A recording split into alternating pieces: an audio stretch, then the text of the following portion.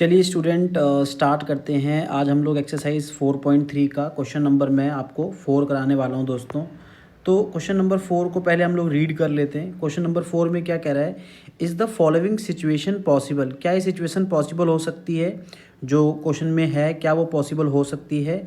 अगर वो पॉसिबल हो सकती है तो हमें क्या करना है, प्रेजेंट एज निकालनी है। क्या निकालनी है हम लोगों को, प्रेजेंट एज निकालनी है। ठीक है, तो हमसे क्या कह रहा है, the sum of the age of two friends. ठीक है, दो फ्रेंड हैं और दोनों ही फ्रेंड्स का जो सम है, एज का सम है वो 20 दिया हुआ है। 4 ईयर अगो, 4 साल पहले उन दोनों की एज का जो प्रोडक्ट था विच इज़ 48। कितना था प्रोडक्ट उसका, 48 था। तो आपको क्या निकालना है, आपको उन दोनों की प्रेजेंट एज निकालनी है। ठीक है, तो स्टूडेंट कैसे स्टार्ट करेंगे क्वेश्चंस को। सबसे पहले हम लोग क्या करते हैं, हम लोग मान लेते हैं, मान लिया मैंने कि भाई दो फ्रेंड थे। ठीक है, ठीक है, तो मैं यहाँ पे लिखता हूँ, यहाँ मान लो मैंने मान लिया है ना, let let let the age of, लिख लीजिए, let the age of two friend, है ना, टू फ्रेंड, दो दोस्त की एज का मैंने सब मान, फ्रेंड मान लिया। Let the age of two friend B X and, ठीक है, let the age of first friend की मान लो एक्स एज मान ली मैंने। एक मिनट मैं इसको दोबारा से इरेज करके सही से लिख देता हूँ जिससे कि आप लोगों को सही समझ में आए।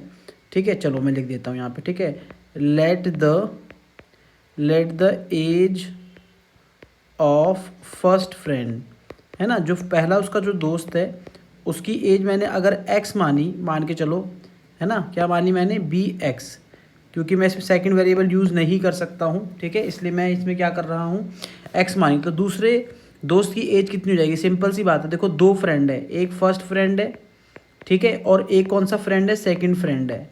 दो दोस्त हैं और दोनों दोस्त की एज का जो सम है वो कितना दिया हुआ है आपको बच्चों, 20 ईयर दे रखा है, 20 दे रखा है।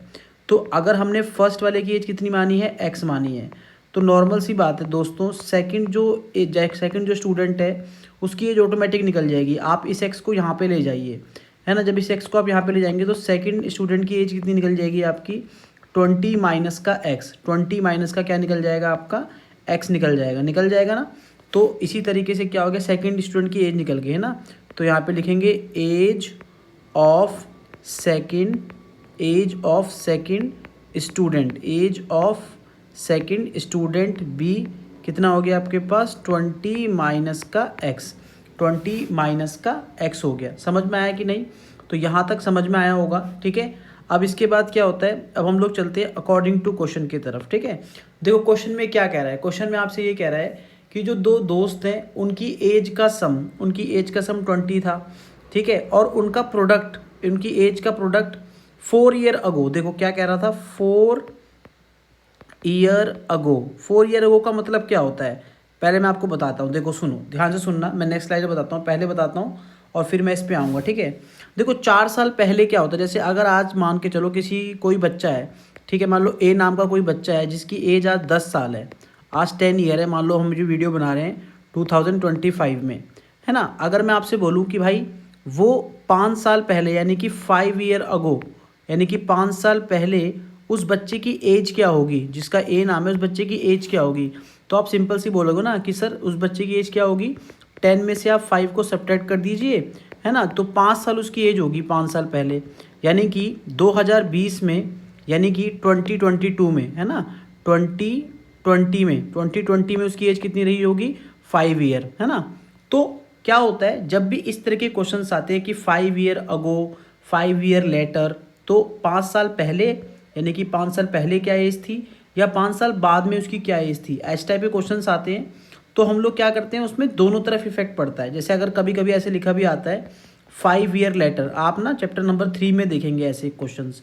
तो 5 ईयर लेटर मतलब है 5 साल बाद। 5 साल बाद मतलब क्या है, अगर आज आपकी एज मान लो ए की एज 10 ईयर है 2025 में, तो 5 साल बाद कितना हो जाएगा, 2030, उसकी एज कितनी हो जाएगी, 10 + 5 15 ईयर, है ना, तो एज बढ़ रही है। ठीक है ना, तो इस टाइप के क्वेश्चंस में आपको ये सोचना जो मैंने आपको बताया, ठीक है, किस तरीके से करना है। तो देखो यहाँ पे हम लोग क्या करेंगे, यहाँ पे क्या करेंगे, देखो 4 ईयर अगो, तो दोनों की एज 4 साल पहले क्या रही होगी, जो आपका ए स्टूडेंट है, ए जो दोस्त था, ए फ्रेंड जो था, उसकी एज एक्स थी, 4 साल बाद कितनी हो गई होगी उसकी, x - 4, मानते हो इस बात को।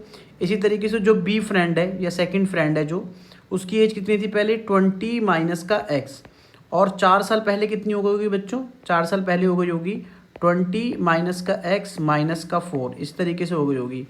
मतलब कितना आ गया हो बच्चों, 20 में से 4 माइनस करो, कितना आ गया आपका 16 माइनस का एक्स, इस तरीके से आपकी एज आ गई होगी स्टूडेंट्स।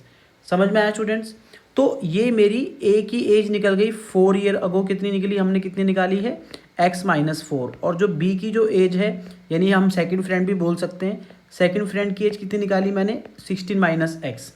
अब क्वेश्चन में क्या कह रहा था कि उन दोनों की फ्रेंड के उनकी एज का प्रोडक्ट, 4 साल के बाद उनकी एज का प्रोडक्ट, तो प्रोडक्ट ऑफ देयर एजेस है ना, प्रोडक्ट ऑफ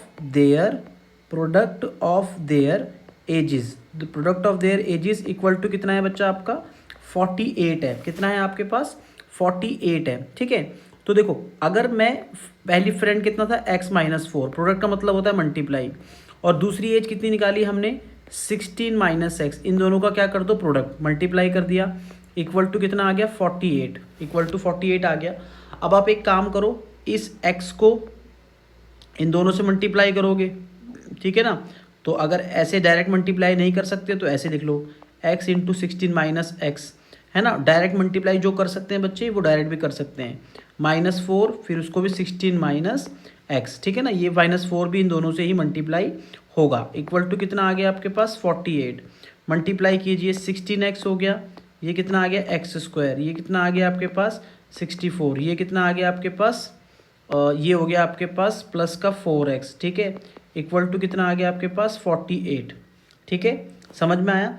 तो मैंने मल्टीप्लाई किया अंदर अंदर, x को 16 से मल्टीप्लाई किया 16x, plus minus minus x into X X square, 4 6 64, plus minus minus minus minus plus 4x equal to 48, तो माइनस का एक्स स्क्वायर, ठीक है। उसके बाद क्या हुआ बच्चा, ये आपका, ये देखो यहाँ पे मैं येलो मार्कर से मार्क करता हूँ, ये 16x और ये 4x, 16 प्लस 4 कितना हो जाएगा प्यारे बच्चों, 16 प्लस 4 हो जाएगा मेरे बच्चों 20x, है ना। तो कितना आ जाएगा 20x, है ना, 20x हो गया, माइनस का 64, और इस 48 को इस तरफ ले आइए तो कितना हो जाएगा माइनस का 48, इक्वल टू कितना आ गया आपके पास 0 आ गया, ठीक है। उसके बाद हम लोग आगे चलते हैं, माइनस का एक्स स्क्वायर, उसके बाद क्या आएगा प्लस का 20x, फिर यहाँ पर आएगा प्लस का 20x, माइनस का कितना आएगा बच्चों, माइनस का 64 प्लस 48, 60 में 40 ऐड करो 100, और 8 और प्लस 4 12, 112 आ जाएगा, कितना आ जाएगा 112, तो यहाँ पे आ गया 112 इक्वल टू 0।